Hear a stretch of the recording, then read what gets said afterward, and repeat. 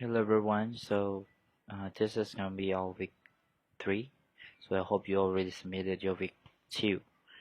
So I will check it by today or tomorrow. Your works from week 2. So what I want to discuss during the week 3 is what you learned throughout week 3 is going to be writing a compare and contrast essay. So I'm sure at least just to review a little bit of the functions and the forms of the formats of writing, of essay writing. I am sure you still remember that the introduction, the supporting paragraph, and the concluding paragraph. So what I'm going to be doing for today, this video was captured for the purpose of sharing with you the tips of how you can write better writings in compares and contrast. So normally in speaking, we only use compares. We don't really use the word contrast, but in writing, they mentions the differences between compares and contrast. So you will have to identify that differently. Okay, so I'll link you to this page afterwards. So they share with you the tips of how you do the things. You write your stuff. So first one is really simple. Check yourself whether you have already your subjects. So example, you want to write comparison between iPhone and Huawei, or either Samsung's or Nokia or Sony. That's your choice. You can choose any topic in regards of comparisons and contrast. So uh, this one there is no difference between debate. You probably have the word debate. So debate, there will be two teams discussing the compare and the contrast of the topics. If you are assigned to write the compares, I mean the good point, the pro, and people write the cons, so you have to protect yourself by finding the evidence to support your idea. But in this writing, now they ask you to write both compare and contrast. So how you do it? Number one, just as I told you, you choose the subjects. So what subject do you think you can master it better? So if you are assigned by the school, then you have no choice. But again, after you have the topic or your school assign you to do the topic, I want you to do the brainstorms. Is step 2 is brainstorm similarity and differences. Example, if you want to compare between two eras, two generations, the generations in the past, the generation in the present, or you want to compare it with the old age generations to both generations, so you want to compare any generations or any topics. Number 2 you will have to do is brainstorm similarity. You can divide it into two like this, two. Then the first one should be compare, then contrast. So what they show you in this circle is probably you have a question, teacher, why all these questions overlap to each others? Why do they overlap to each others? I want you to think that for 30 seconds. Let's see what you come up with ideas.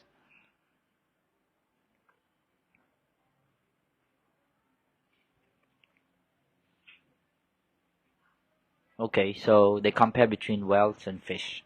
So what is this part? What is this part? Yes, I think you probably answered it correctly. This is the differences. It's outside the box. So how about this? Yes, they both have the same comments. So they live in the waters, they have fins, they can swim. So this is the similarity. So you will have to draw two circles like this before you brainstorm the ideas. You draw the two circles inside and then you choose the compares. I think that's a good way of doing the brainstorming. And then you write what is the differences, what are the differences, and what are the similarities. So yeah, I hope you got number 2. And number 3 is hone into your main arguments. So they say here is a good compare and contrast essay will be on a simple listing of similarity differences to make meaningful statements about larger topics.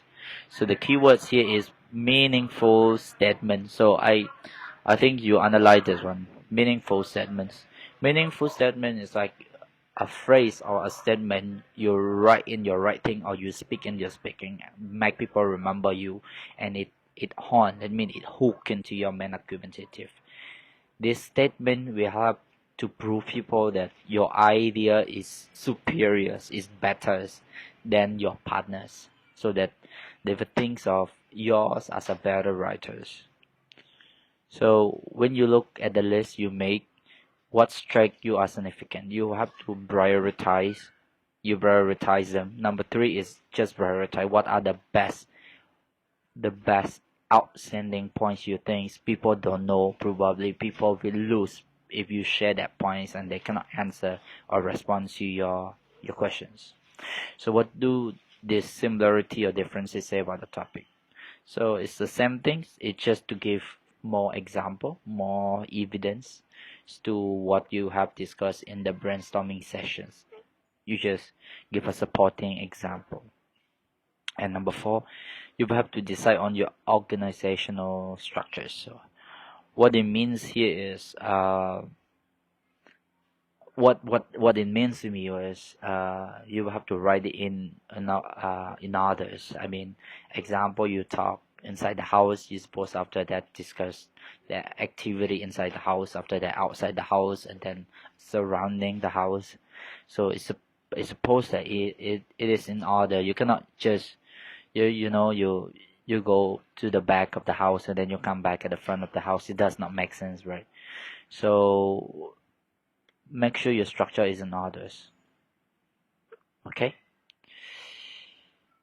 so you'll have to list down the point one, point two, three, and number five is I would ask you to write an outline. So what do I mean by saying outline? You just write a kind of, we call it topic sentence.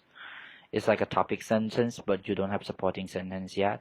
It's just an essay of in introductories, the body, and the conclusions, but you just write it draft things. So you write the draft, and after that you start to filling in the supporting paragraphs inside. So what you're gonna do is after you write the outline, so do you have introductions, do you have supporting paragraph, or do you have the concluding paragraph? If you do the outline, now step number six is fill in the supporting evidence, is to give more information in details to the to your writings. So number six is simple. After you write the bone, we call that right? So after you write that, you ask yourself, do I have introductions? Do I have supportings? Do I have concluding sentences or paragraphs? So if you do, then you fill into the support evidence, your example, supporting example to your ideas. And number seven is really connected to number six, is which words or how do you connect from one session to each session. You can try just to write like this. After you write, you read your writings and you ask yourself, is all my writing coherent? Is it connected to each other, or is it separated all over the places? If it does not connect to each other, then this is where step sevens come in, is transitional. How do you make it connected to each others? You use any words or you change any information a little bit. You don't change the whole information, you just change a little bit and get back to it. You feel like, okay, now my writing is more like connecting to each others. It does make sense to me. And the last step that I'm sharing with you all is proofread. Proofread and revise carefully is, in our ways we call it iterate. I mean, you read and edit, read and edit again. So once you finish, read your essay several times to check spelling, grammars. I think this one are the points that you normally don't check, because normally when after you finish your writings, normally what you do is you just sit down and relax. So make use of spell and the grammar, because this all will be giving you scores. So you often have difficulty reading our own works, right? I'm sure everybody is just like that. Sometime after I wrote my article, I don't want to read myself. I want people to read for me because I'm sure I don't want to edit my works because very lazy. So again, to summarize that, I will send the links to studios, and any question in regards of that, you can ask me in the chats. Okay, so I hope you have a nice day, and at least I hope I summarize how do you write compare and contrast essay, and we continue that to the fourth week. So I'll see you in the fourth week. Bye.